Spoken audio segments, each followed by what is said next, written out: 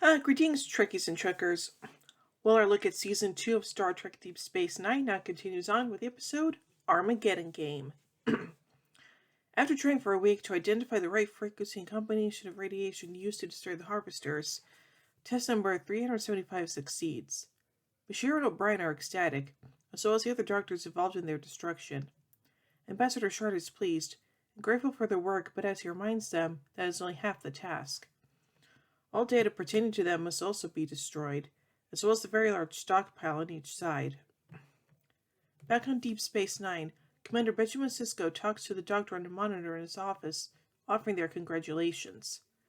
They're expected to be back the day after tomorrow, since there's a celebration planned on Talani Prime.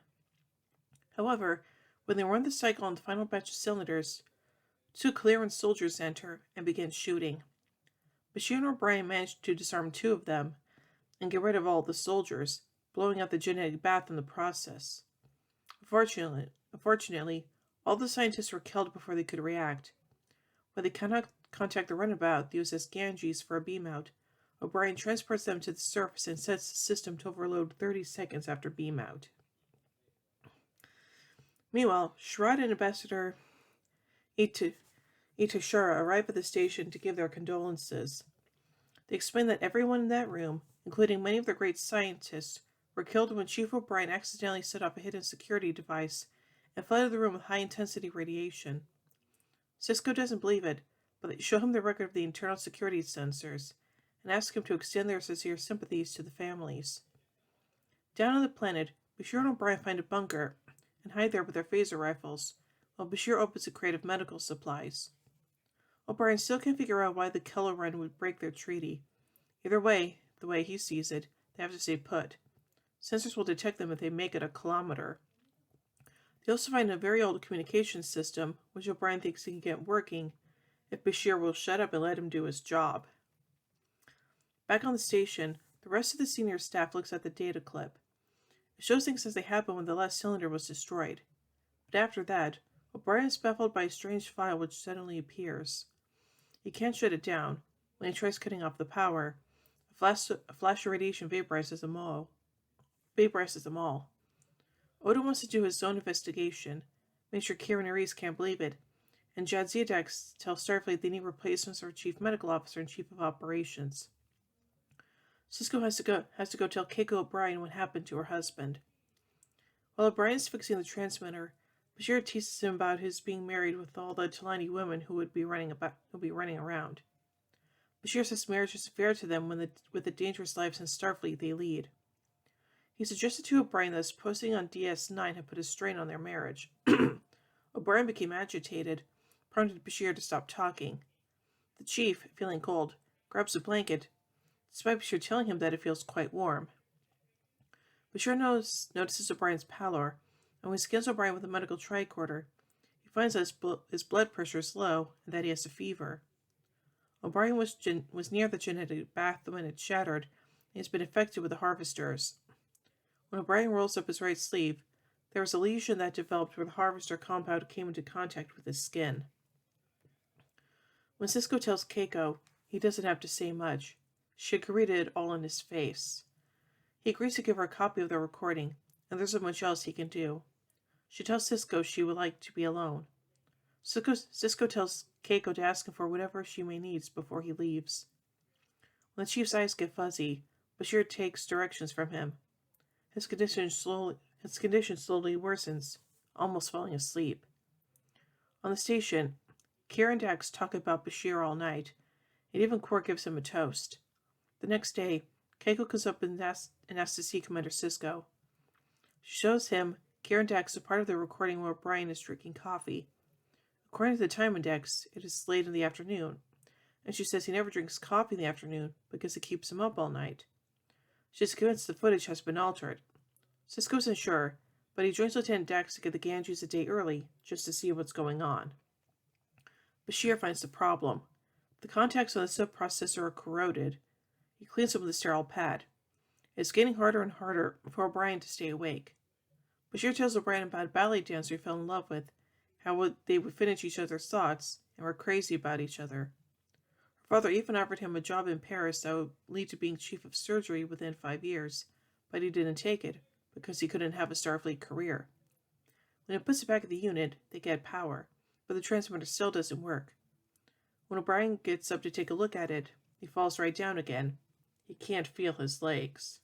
As Sisko and Dax arrive to collect the runabout, Bashir gets the transmitter working and sends it to send a distress signal.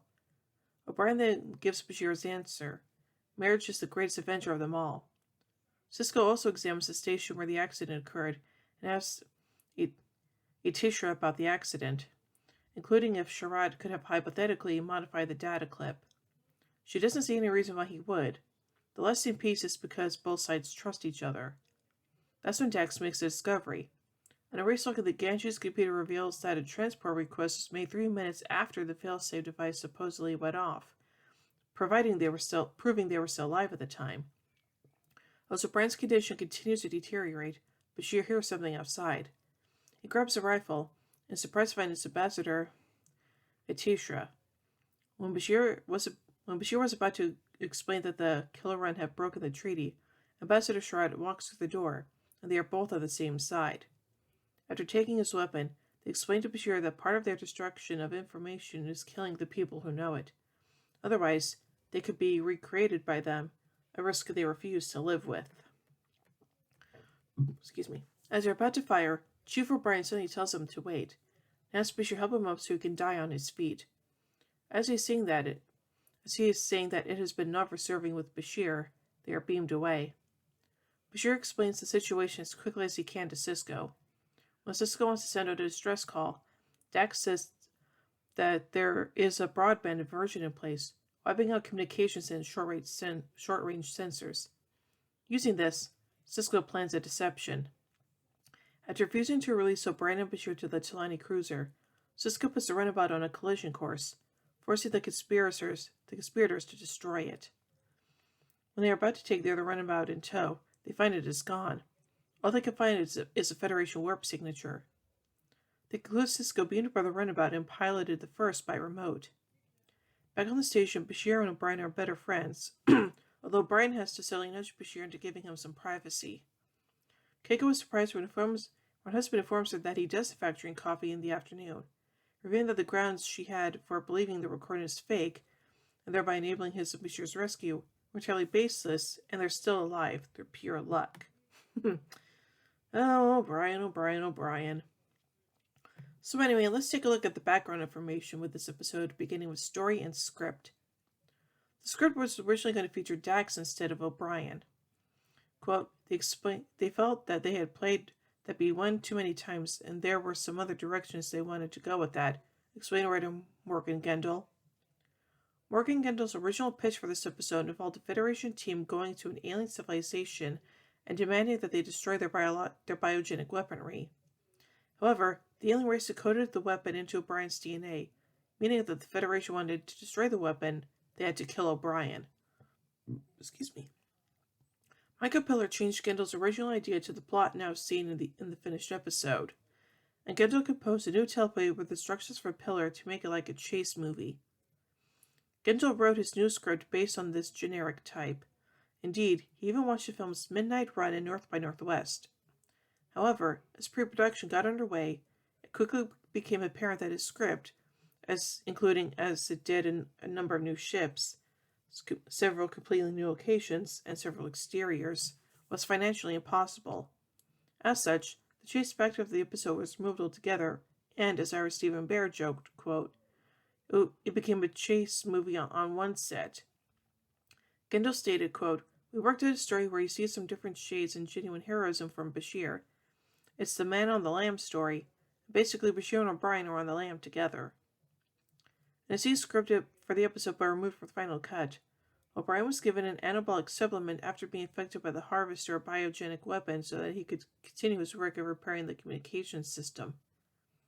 The start date for this episode was 4/7/5/29.4 in the script.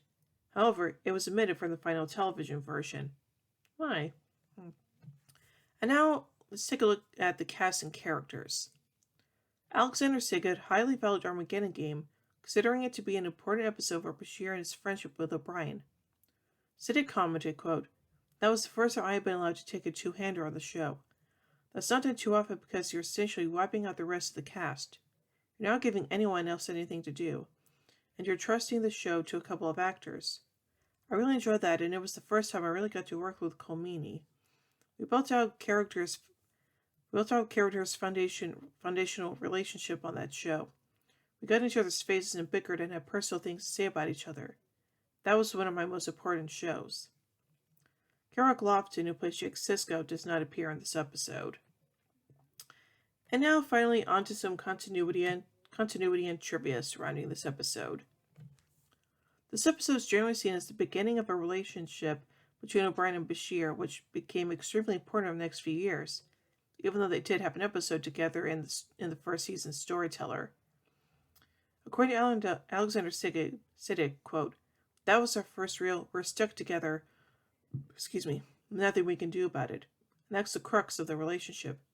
It's as if these two love to hate each other, and always seem to be stuck together, until they voluntarily walked into the bar together.